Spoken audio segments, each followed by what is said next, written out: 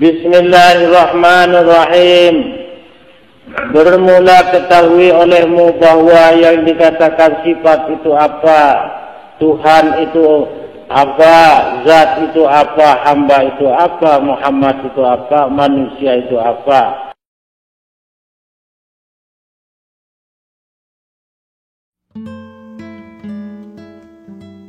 Bismillahirrahmanirrahim. Assalamualaikum warahmatullahi wabarakatuh. Saudara seiman dan seagama, saya mengajak saudara-saudara untuk kita sama-sama mengenal 7 tingkatan nafsu yang selama ini menghantui dan meracuni pikiran setiap insan di muka bumi ini. Ada 7 tingkatan nafsu yang perlu kita pelajari dan kita ketahui bersama, sehingga dengan mengetahui dan memahami nafsu tersebut, kita bisa mengendalikan diri dan bisa memahami yang mana yang harus kita lakukan dan yang mana yang harus kita hindarkan.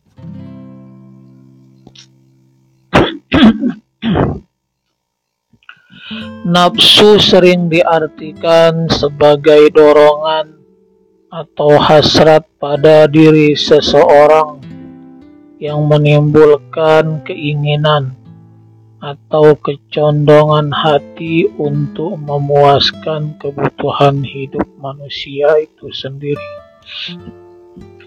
Dalam kajian ilmu tasawuf, nafsu diartikan dengan jiwa, diri dan ego. Nafsu merupakan makhluk Allah yang melekat pada diri manusia. Sama halnya dengan manusia itu sendiri, dia adalah makhluk Allah jua. Ulama ahli ma'rifat sering mengatakan, barang siapa yang mengenal dirinya, sesungguhnya ia telah mengenal Tuhannya. Dalam kajian ma'rifatnya ini banyak yang mengatakan ini adalah hadis Rasulullah. Namun ada juga yang mengatakan ini adalah mimpi para ulama, salah satu ulama, yang kemudian dari mimpi itu dikatakan bahwa Rasulullah pernah berkata seperti demikian tadi. Dalam kitab Fathul Ghaib atau kitab Cahaya Iman karya Syekh Nawawi Al-Bantani disebutkan ada 7 tingkatan nafsu yang perlu kita pahami dan yang perlu kita kendalikan.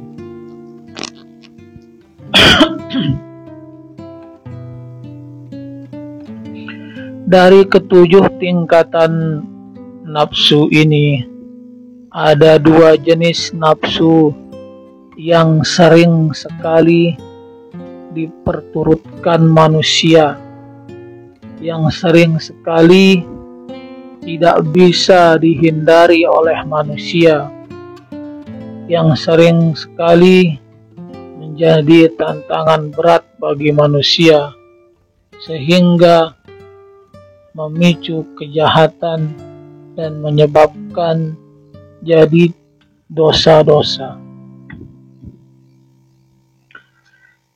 Dari ke-7 tingkatan nafsu tersebut. Yang pertama yaitu ammarah. Dalam ejaan Arabnya disebutkan an-nafsu al-amarah. Di manakah tempat nafsu al-amarah ini? Tempat nafsu ini berada di as-sahadar atau dada.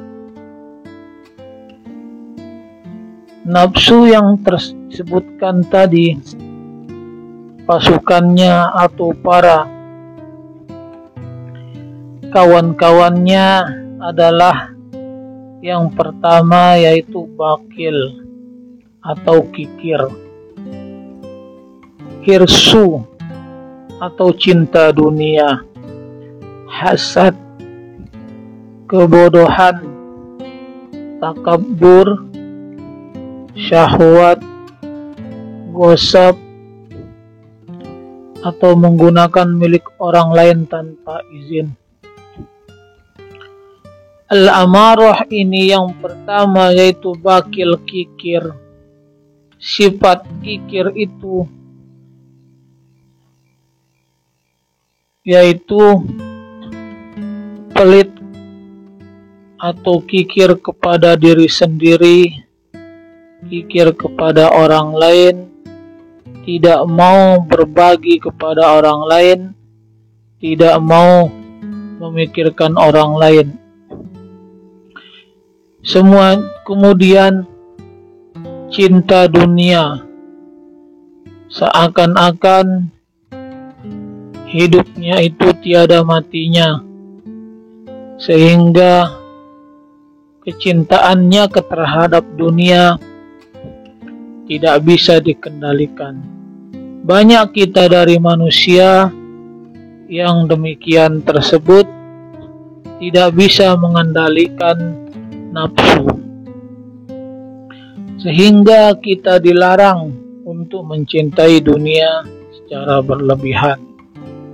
Begitu juga dengan hasad, kebodohan, takabur atau sombong, kemudian menggunakan milik orang lain tanpa izin.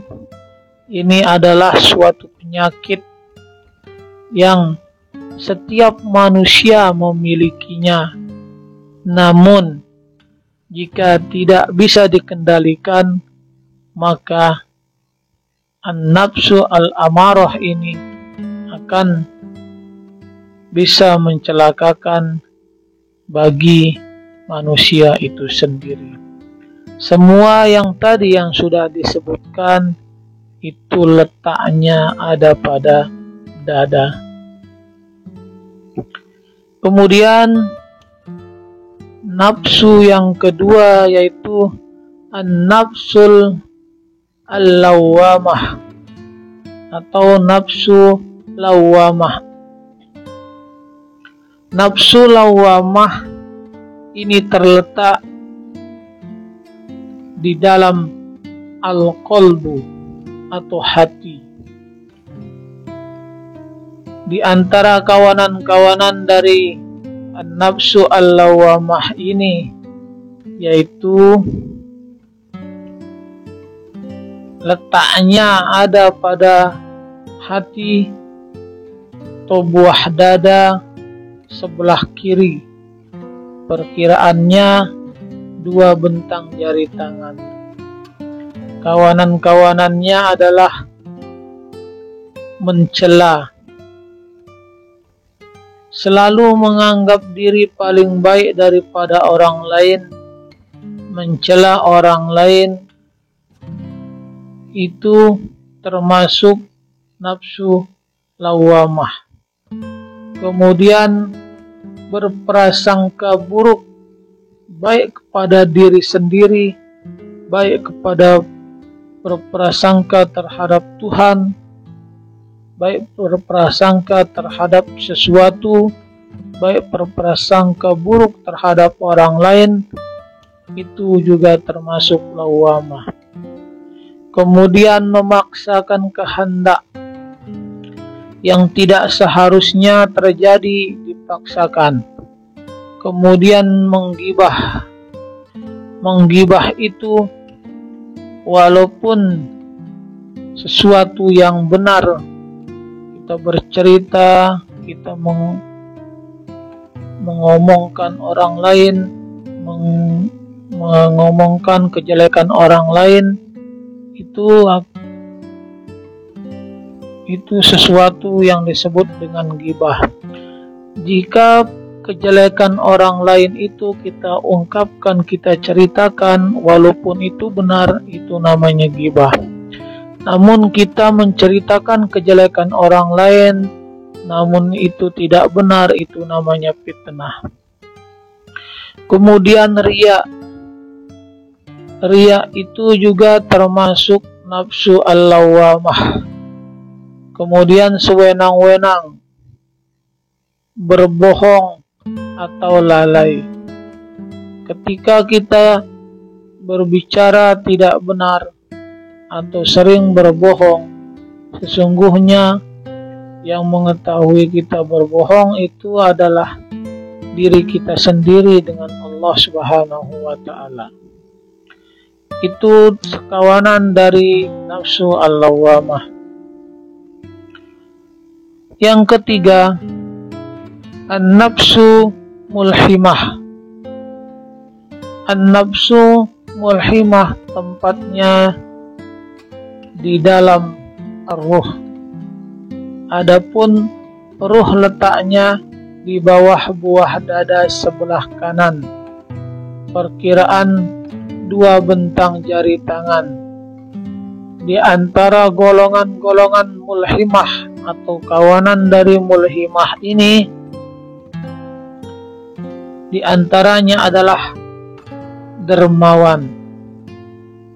Ketika ada seseorang atau manusia ataupun diri kita sendiri tidak pernah ragu berbagi kepada kawanan kita, kepada orang lain, bersedekah, membantu orang lain, memberikan orang lain harta kita, sebagian harta kita, itu termasuk dari nafsu al-muhilmah, yaitu kedermawanan. Kemudian kerelaan, berserah diri kepada Allah, rela terhadap sesuatu yang sudah terjadi, itu termasuk dari nafsu mulhimah. Kemudian tawaddu, tetap berserah diri kepada Allah, bertaubat, kemudian bersabar, senyum terhadap sesuatu yang terjadi, tidak pernah emosi terhadap sesuatu yang terjadi, baik dalam keadaan apapun, selalu menerima, selalu bersabar, dan lapang dada. Itu kelompok-kelompok kawanan dari nafsu mulhimah. Kemudian nafsu yang keempat, al-nafsu mutmainnah. An-nafsu mutmainnah terletak pada asyirru, yang letaknya di sebelah buah dada sebelah kiri, perkiraan 2 bentang jari tangan hingga ke arah dada. Kawanan dan pasukan dari nafsu ini yaitu kemurahan hati, tawakal, ibadah, bersyukur, ridho. Nah, kita selalu bertawakal kepada Allah Subhanahu wa Ta'ala, beribadah ketika hati kita selalu mengingat Allah Subhanahu wa Ta'ala dimanapun berada, maka kita sudah sampai kepada nafsu mutmainnah. Bersyukur dalam keadaan apapun, selalu bersyukur dalam keadaan apapun, tidak pernah mengeluh.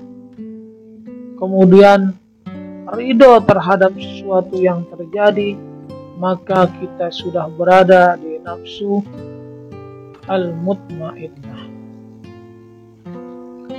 Nafsu yang kelima, an-nafsul radiyah. Al-nafsul radiyah terletak di sirrur sirri. Mungkin yang dimaksud oleh Mushanif dengan kata sirrur sirri adalah kalab dengan dibaca fathah huruf lamnya, yaitu seluruh jasad. Kawanan dari nafsu radiyah ini adalah ikhlas, kepercayaan. Ketika memberikan sesuatu kepada orang lain, ketika dia memintakan sesuatu kepada orang lain, dan tidak pernah menyebutkannya kembali tanpa berharap imbalan, itulah yang disebut dengan ikhlas. Terhadap sesuatu yang pernah terjadi, kita ikhlas menerimanya. Kemudian nafsu yang keenam, an-nafsul maradiyah. An-nafsul maradiyah terletak di al-kafi, yang terletak di sebelah kanan dada, sebelah kanan pikiran, dua bentang jari tangan hingga ke pertengahan dada. Kawanan dan pasukan dari nafsu ini yaitu baik budi pekerti, meninggalkan yang selain Allah, halus, ramah terhadap manusia, membawa mereka pada kebaikan, memaafkan kesalahan, cinta dan condong kepada mereka, guna mengeluarkan mereka dari kegelapan watak dan jiwa mereka menuju jiwa yang terang. Nafsu al-mardiyah ini lebih kepada etika, attitude, dan up-to-date. Bagaimana kita bersikap kepada orang lain, bagaimana kita bersikap kepada sesama, bagaimana kita bersikap kepada orang yang lebih tua dari kita, bagaimana akhlak kita terhadap guru kita, bagaimana akhlak kita kepada saudara kita, bagaimana cara kita bermasyarakat, bagaimana cara kita ketika bertemu dengan orang lain. Kalau kita sudah mampu dengan ramah, kita mampu memaafkan kesalahan orang lain, kita mampu mencinta orang lain tanpa pamrih, kita memiliki budi pekerti yang baik, maka kita sudah sampai pada nafsu maradiyah. Kemudian yang ketujuh, saudara-saudara seiman dan seagama, nafsu al-kamalah atau al-kamilah terletak di al-aqfa, yaitu pertengahan dada. Pasukannya adalah ilmul yakin, ainul yakin, dan hakul yakin. Saya sedikit akan menjelaskan ketika kita ingin sampai kepada nafsu kamilah, maka kita harus mampu memahami dan menguasai yang dimaksud dengan ilmul yakin, ainul yakin, dan hakul yakin. Yang manakah yang dimaksud dengan ilmu yakin, hai saudara-saudaraku? saya akan memberikan sebuah gambaran yang mana yang dimaksud dengan ilmu yakin, ainul yakin, dan hakul yakin. Kita harus memahami dulu kata dasarnya. Yakin itu artinya percaya. Kita mempercayai, yakin. Nah, tingkatan yang pertama yaitu dari nafsu. Tingkatan nafsu yang ketujuh ada tingkatan ilmu yakin. Ilmu yakin itu gambarannya seperti ini kawan-kawan atau seiman seagama. Ketika kita pergi berguru atau ketika kita berguru kepada guru atau kepada orang lain, kita diceritakan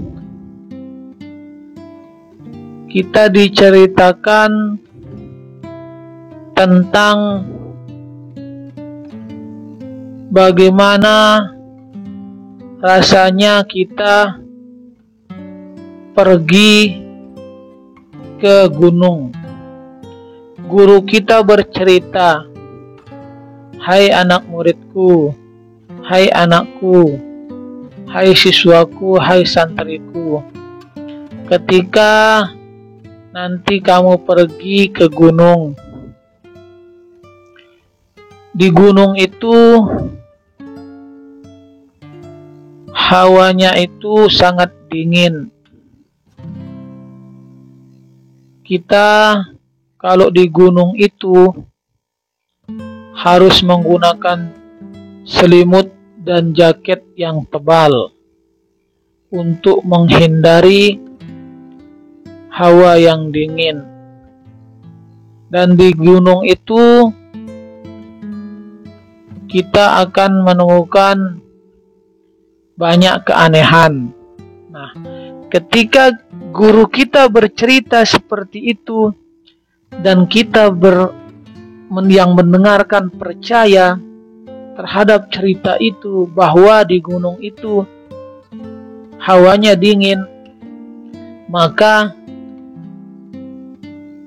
kepercayaan kita terhadap cerita itu yang disebut dengan ilmu yakin.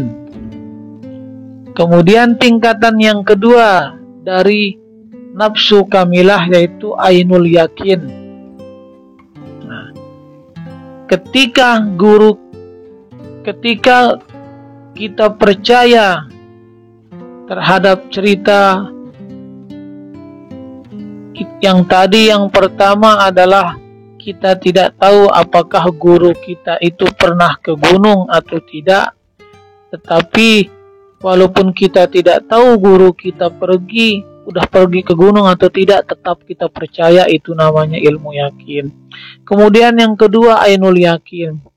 Ainul yakin itu kita sudah mengetahui bahwa guru kita itu pernah ke gunung. Artinya kita tahu bahwa guru kita itu pernah ke gunung. Kemudian guru kita bercerita bahwa di gunung itu hawanya dingin. Kemudian kita percaya bahwa gunung itu hawanya dingin, maka itu yang disebut dengan ilmu ainul yakin. Kemudian yang tingkatan yang ketiga adalah hakul yakin. Tadi yang pertama kita hanya percaya dari guru kita yang bercerita bahwa gunung itu hawanya dingin, tanpa kita mengetahui apakah guru kita itu pernah ke sana atau tidak. Itu ilmu yakin. Kemudian ainul yakin itu kita sudah mengetahui guru kita pergi ke gunung, kemudian beliau bercerita dan kita percaya, itu namanya ainul yakin. Dan sekarang hakul yakin itu, namun jika kita percaya bahwa di gunung itu hawanya dingin, harus menggunakan jaket yang tebal, Yang Kesimpulan mengalami dari langsung itu adalah penjelasan sendiri, tentang tingkatan dan kemudian kita nafsu ini percaya adalah bahwa di gunung itu hawanya barang dingin siapa karena kita mengalami yang langsung. mengenal Itulah dirinya, yang disebut maka dia dengan akan mengenal hakul Tuhan. yakin. Dari ketujuh Semoga tingkatan teman-teman nafsu ini dan saudara kita seiman harus bisa paham yang mengoreksi dimaksud dan dengan ilmu introspeksi yakin, diri kita. ainul yakin, dan hakul Apakah yakin. kita berada Itulah pada tadi tingkatan ketujuh nafsu yang tingkatan pertama nafsu atau dan tingkatan penjelasan nafsu yang kedua. tentang Jika kita berada pada ilmu tingkatan atau nafsu nafsu, tingkatan-tingkatan nafsu yang yang perlu dua kita tersebut, kendalikan dan yang perlu kita maka pahami. hidup kita tidak Penjelasan akan singkat pernah bahagia, Imam Al-Ghazali saudara-saudara. dalam kitab Karena Ihya Ulumuddin kuncinya hidup, mengatakan kuncinya bahagia itu kebahagiaan matikan diri adalah ketika seseorang Kau mampu mati. menguasai yang nafsunya. mana yang harus kita Sedangkan matikan, kesengsaraan yang mana adalah yang harus kita saat hidupkan. orang Yang kita dikuasai harus oleh matikan nafsunya. yaitu Kita tingkatan harus nafsu mampu yang mencerna kedua, dengan yang baik-baik satu dan yang kedua, kata-kata ini.